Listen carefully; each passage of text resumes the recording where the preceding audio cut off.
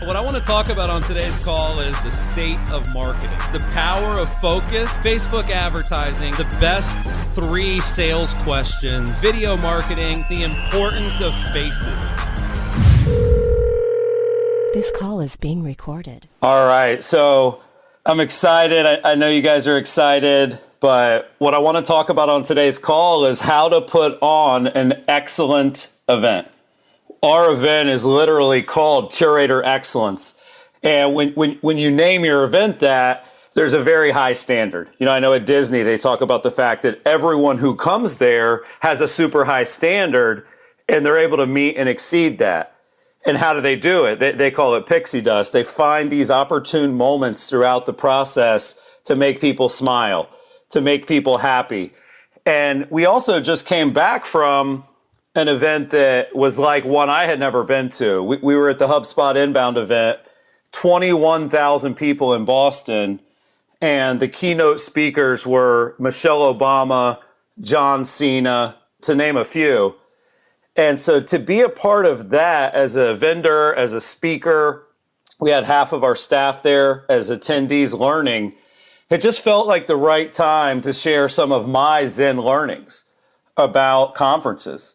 Because quite frankly, I think that there are very few excellent events happening in the business, small business, real estate space. Excellence is hard. Excellence takes a lot of little things done by a lot of really smart people. And so I'm going to go through a list of what I think makes our event excellent. I know you guys are excited that it's starting soon. And so I wanted to use this as kind of twofold. One is, here's the checklist of what makes our event special so that you know that going in. And then 2, just to kind of give you guys some specifics about the event as we go, because it is so close and everybody's so excited.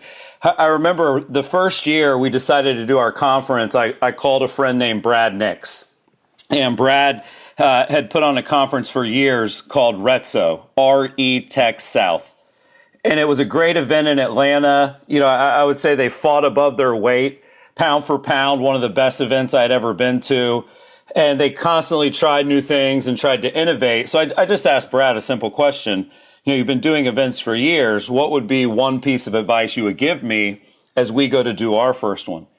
And what he told me is that it was always scary when he went big, but it was always worth it when he went big.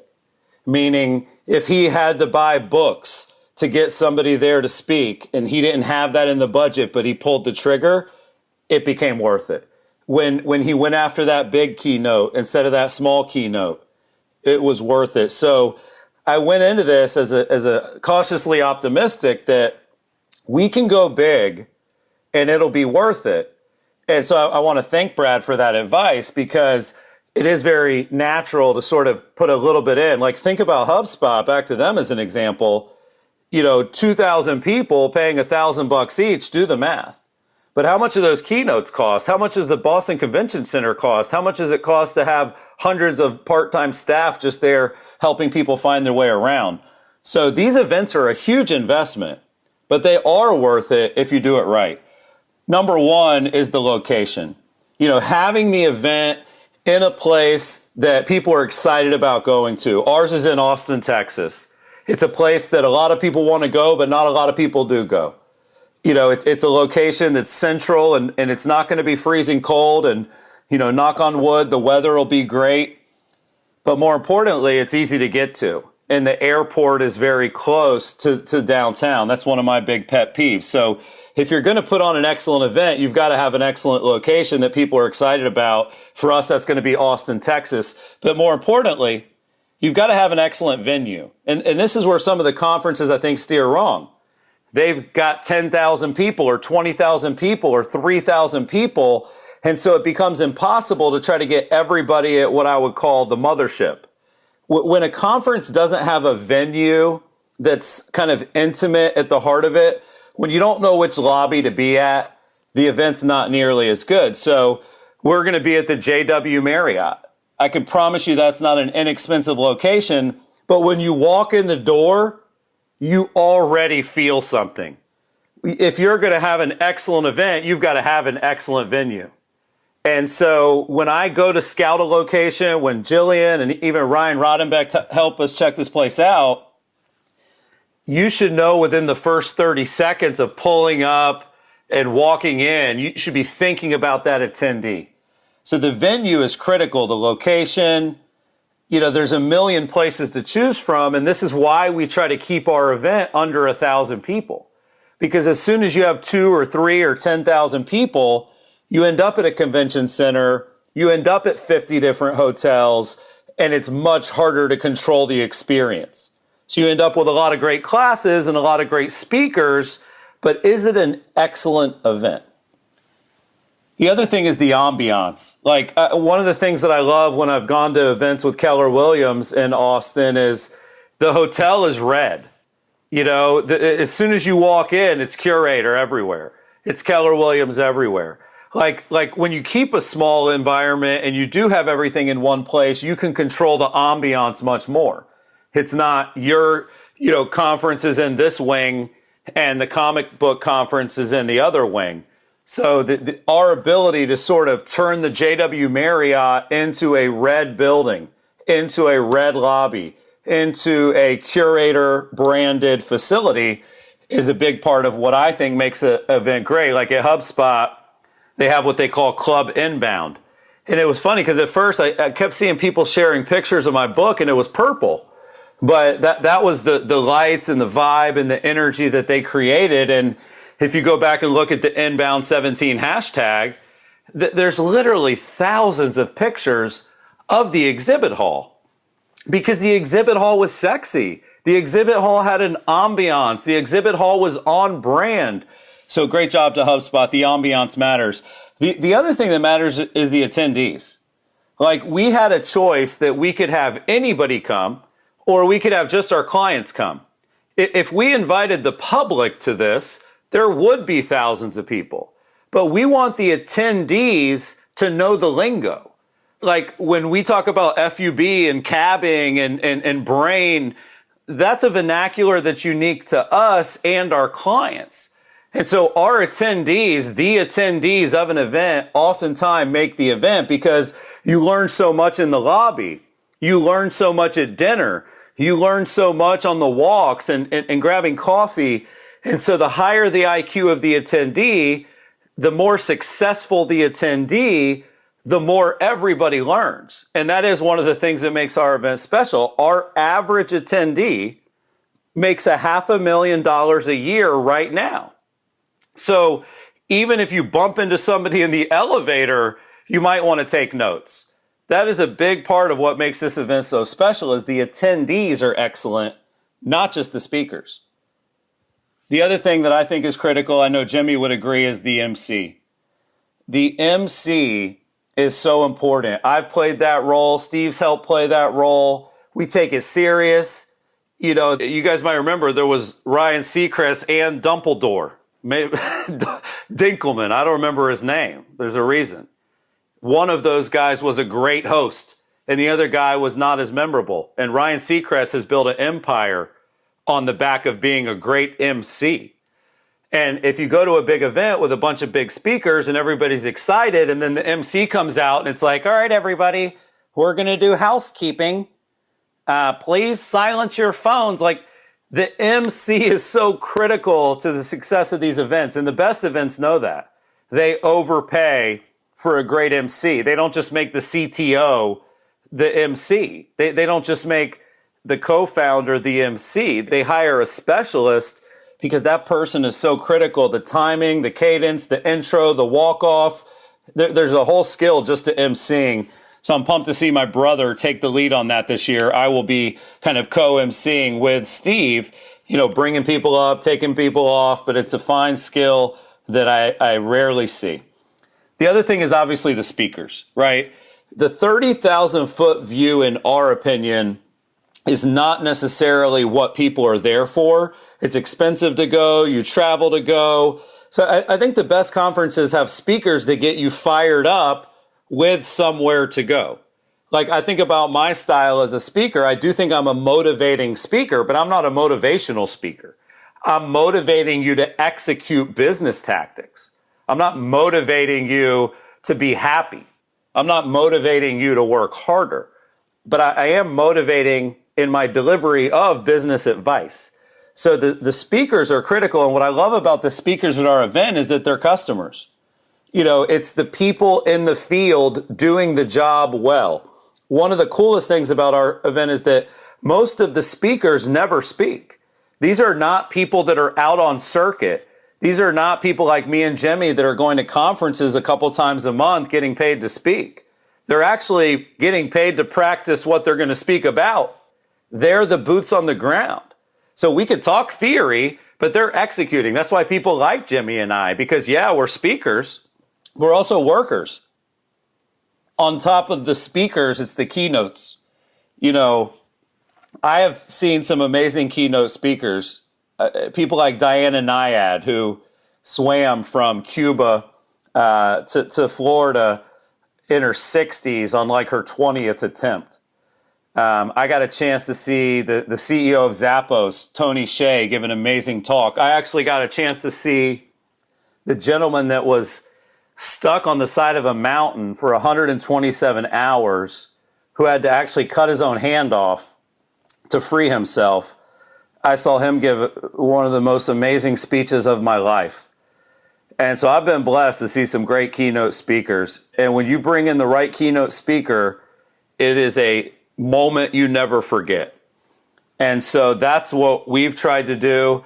I can tell you that whatever your views on politics are, I have never seen a more palpable excitement and energy and anticipation about a keynote speaker than Michelle Obama. And I don't know what her speaker fee is. It's probably $500,000, but it kind of reminded me of Brad Nix's, advice: go as big as you can. I mean, they had Amy Schumer last year at HubSpot's event. Like they go so big on the keynote, but it seems to be worth it because they keep doing it. So we're going to have two amazing keynote speakers. I couldn't be more excited. They're very different, but they're both very, very important and world class. We've got Chris Voss, an FBI negotiator, former FBI negotiator. And we've got Eric Thomas, who in my opinion, is the best motivational speaker right now. And I know there's some really good ones that people probably would get mad about me saying that, but to me, nobody gets a crowd more fired up to do work and to do work for the right reasons than Eric Thomas. So these are the biggest, most expensive keynote speakers that we've ever invested in. And we're glad that we did. And we can't wait to see the reaction. Few other things here, guys, that make a conference excellent. There have to be takeaways. There have to be nuggets, not a nugget. Like, I'm so sick of people saying, if I just get one thing, it's worth it. Fuck you. This shit's expensive. And I have to spend time. If I get one nugget, I'm pissed. I need nuggets. I need meat on all the bones, not on one of the bones. Like, we have got to have takeaways. To me, if the networking is the best part of an event, you can't say the event is excellent. There has to be pages and pages and pages of notes of things people are going to go back and do. And that's the only way that we're comfortable doing an event. So I feel like as a speaker, it bothers me if somebody goes up there thinking, I'll give everybody one big takeaway. I hate that. Give me rapid fire. Give me everything you freaking got, man, right? But I also hate it when the event, God forbid, people get one big idea. I had a lady came to me and said, Chris, I went to this event. I brought my team. It was $4,000, but we did get one idea, so it was worth it. Technically, that may be true. But as the conference organizer of excellence, if people get one good idea, we really should give them a refund. That Jimmy and I feel like if you don't get your money's worth by the first break of the first general session, we did something wrong. So that's a huge part of this. And that's why I want everybody that works for us too in there taking notes and learning, because this content is fire.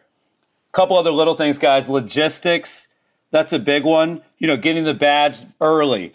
Lunch breaks that are a little bit longer. Not doing a bunch of panels that are boring. having a bunch of great stuff on the main stage versus having people run around to 300 different breakouts that the majority of are subpar. Like the logistics you don't really see, but let me tell you what happens when they're wrong, right? When there's not enough time between sessions, when there's not enough time for lunch, when the sessions are rushed. Like the logistics are so critical. And that's Jillian, that's Madeline, that's AV, that's our staff, that's Steve is the MC and myself. But it's sort of like grammar and spelling, right? When you get it right, no one says anything. When you get it wrong, everybody notices it. Our staff is a big part of the reason this event is excellent. I want us to have that public mindset. We don't point people where to go. We walk them there. We don't not have an answer. We find the person that does. Like there's a saying from the restaurant industry that I never forgot, which was, if there's time to lean, there's time to clean. And the way that works at Excellence is if there's time to lean, there's time to go find Jillian and Madeline and see what they need to help with. There are people like myself and Steve and Jimmy and Madeline. We're going to be head spinning tornado for 5 straight days. And so if you do have downtime, if you don't know exactly what to do, you should know exactly what to do, which is to go find someone that could use some help. And a lot of times it's like the no check-in, check-in. We may not need help. It's so nice to know that the staff is crushing it in their own capacity, whether that's in the Genius Lab, whether that's taking notes during the sessions, or whether that's just grabbing somebody that looks a little bit lost and helping them not be lost. That makes the event excellent, guys. The staff, even the people at the door, I mean, they can make or break the event. Workbooks and slides, I think that's a huge part of it. The visuals. I mean, people should want your slides. Like if you're a speaker and you speak and you get paid, people should ask for your slides when you're done.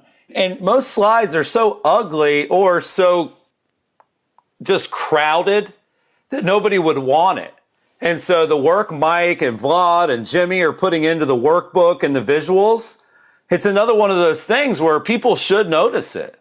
People should see it. And like, I remember I was asking someone's takeaways from the HubSpot event. And one of the takeaways was like, the founder's slides were sexy. And like, it made me want to do better design the next time I do something, knowing that they cared that much about their slides. So the workbook and the slides really do matter. Having a place to take notes where you know the speaker, like here's what the workbook at a minimum has to have. Session, title, speaker with their information, and a place to take notes. Because when you go back with 12 or 15 pages of notes that all run together and you got your starring system and your triple underline, it's tough. But when you go back and you can flip to the page where the speaker is listed and you can go follow them real quick on social and you can kind of have your notes organized, that is part of what makes an excellent event. I would also say things like the mobile app, which Jillian's going to release very soon. We're going to have everybody with that. It's really a way for people to communicate and collaborate while they're there. You know, at a lot of conferences, the mobile app's about the agenda and sort of starring which classes you want to be in, so people get it out really early. At our event, there's no choices. You're going to the only sessions that are happening. And so it's really more about a private social network for people while they're there. And that's exciting. The swag matters, guys. The small touches. Like when I got to HubSpot, they don't pay you to speak there because it's such a big opportunity. But they handed me a speaker gift, and there was a nice Polaroid kind of Fuji, Insta camera with some film. Jillian and I have talked about, giving all of our speakers like an Echo Dot when they get there. Jillian's putting buttons on the badges. We got this idea from SaaStr where, when you walk up, a lot of times you have people's names and you have their company name or their city, but you don't know their role. You don't know if they're a marketer, a buyer's agent, a listing agent, an admin. And so the kind of like add-ons to the badge so that you know that the person's not just an attendee, they're not just from Chicago, they're a marketing person. They're a salesperson. That little touch is so critical for having relevant conversations. And then the last piece is parties, the dinners, the food. That is a big part of it. That, in my opinion, kind of rounds out an excellent event. And it's another reason that we keep ours small, because, when you go to a lot of these events, there's like 50 different parties to choose from. You kind of have FOMO no matter what. You go to the cool one over here, but meanwhile, you have to miss these other two. And so we have a different approach to that, where as many people as possible on night one are all having dinner, a ridiculously good barbecue place, catered facility, tons of space, great music, open bar, great food. And then on night two, we're doing a more traditional party on the rooftop of the venue. So you don't have to take a bus somewhere. You don't have to go figure out where it's at. The JW Marriott has one of the best views in Austin. And so night one is basically a dinner that every attendee's at. We break each table down by topic. So there's a Facebook table, a CRM table, PR table, kind of matching the Genius Lab. And then the second night, there's a party where everybody's in one place. And again, I've been to a lot of events. I've been to hundreds and hundreds of events, and there are great and excellent things about all of them. Some people have the best parties. Some people have the best lobby. Some people have the best keynotes. But we only do this once a year, and we spend a lot of money on it. And if there's anybody that should be able to put on an excellent event, it's us, because we've got the right staff to do it. We've got the right speakers. We've got the right attendees, all the things I've mentioned today. So be excited, be energetic. I also have some suggested listening for you guys. If you want to go back, I would listen to Trade Show Sales Best Practices. That was a show and a call that we did where I really went deep on sort of, if you're going to be around customers for 3 or 4 days, there's definitely ways that you want to behave. I also did a call about outside sales pro tips that I think would be really helpful for those of you that are not as often face-to-face with our customers. When you're on the phone in support, when you're on the phone as a marketer, as a growth coach, it is different when you get belly to belly. So trade show sales best practices, outside sales pro tips. And then the other one that I think is relevant is how to ask for referrals without being annoying, right? A big part of our goal during this event is to get small business referrals. We're actually going to give away a couple iPhone 10s in a drawing based on people giving us small business referrals. And then also we're going to be hopefully upgrading people to marketer. And so I think those other calls that I've done in the past that I didn't do for everybody, they were maybe just for the sales team or just for the marketing team. I definitely recommend that all of you listen to those before the event gets cranking. But how do you put on an excellent event? You work super hard and you hire really smart people and you don't cut any corners. Thanks for your time, guys. Hey, this is Chris. Thanks for listening to my call. If you enjoyed the call, please subscribe right now. Also, share the episode and use the hashtag #CallsWithChris. Every week, I choose a few people randomly to win a free signed copy of the conversion code, my USA Today best-selling book. You can also visit Curaytor.com. That's CURAYTOR.com to learn more about my company, which is the one I'm running during these calls. We help small businesses grow faster, and we've been featured recently by Inc., Forbes, Fortune, and Entrepreneur Magazine.